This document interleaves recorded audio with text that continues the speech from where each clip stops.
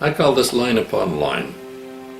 If you cannot add and subtract, you cannot multiply and divide. If you cannot multiply and divide, you cannot do calculus.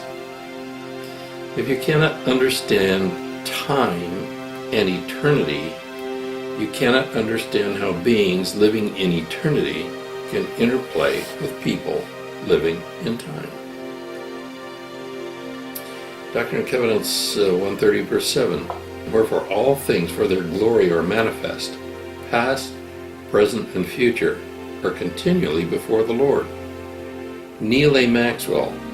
Things are for God one eternal now, which includes past, present, and future.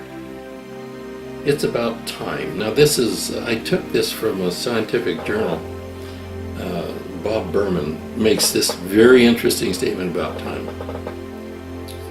On a distant planet, 100 years worth of events unfolds while a single second elapses for you. Mountains erode on that world while at the same time you kiss someone goodnight.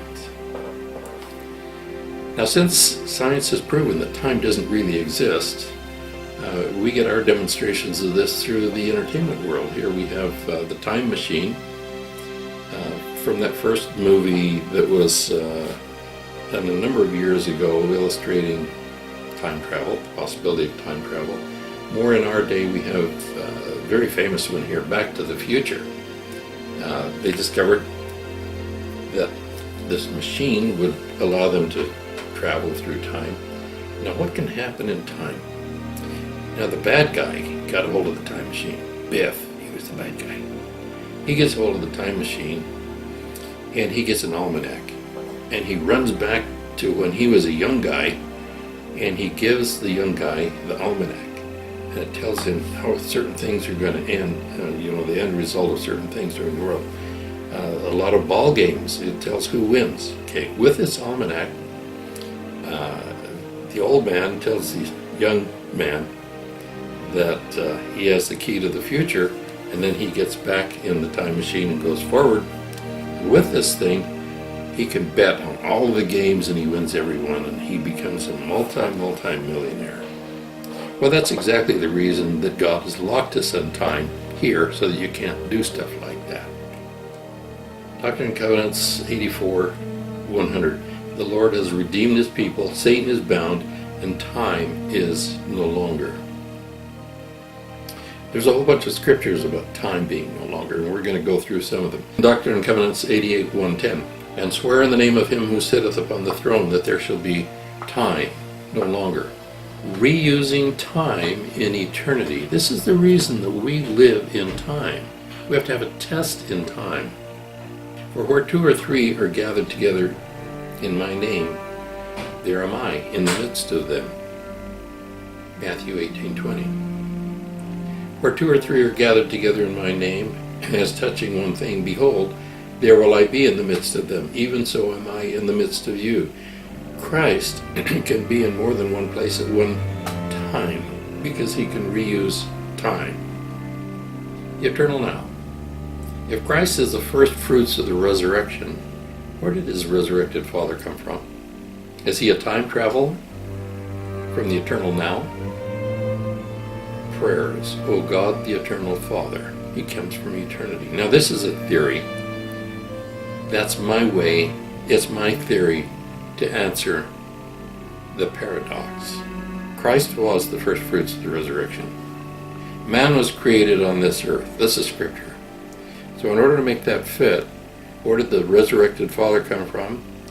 He's a time traveler, and it doesn't matter. If you understand eternity, I don't care when he got into eternity.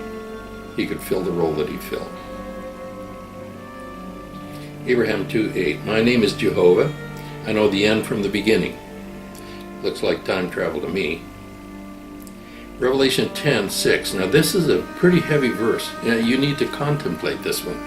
Stop and meditate on this a little bit, because there's a lot of information in this one. Revelations 10 verse 6.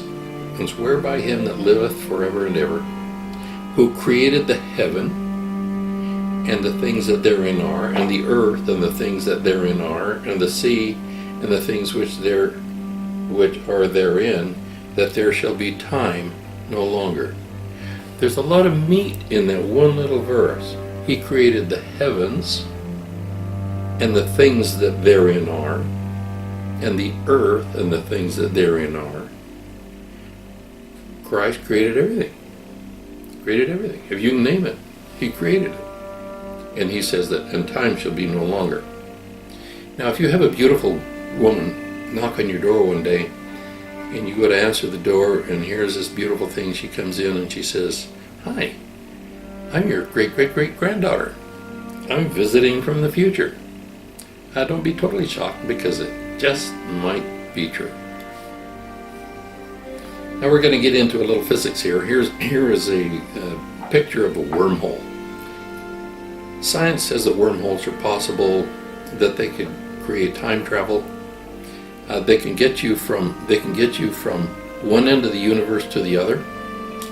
And how they do that is they fold the universe together. And then once it's folded close together, you can hop from this part of the universe to this part, and then it folds back out, and you've gone from here to here in an instant. I don't feel that that's right. I think that you don't fold the universe in. What you do, because look at this picture from the Big Bang to the present. If time is no longer, time doesn't exist, I can jet from this part of space-time, travel clear up to near the Big Bang, hop over to this other particle that's going to be 150 million light years away, and then jet back out on it, and that fast I can be from one edge of the universe to the other end of the universe.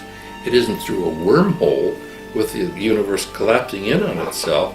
It's through the fact that time doesn't exist, and I can jet down until things are really close together, hop from here to here, and then come back out on it in no time.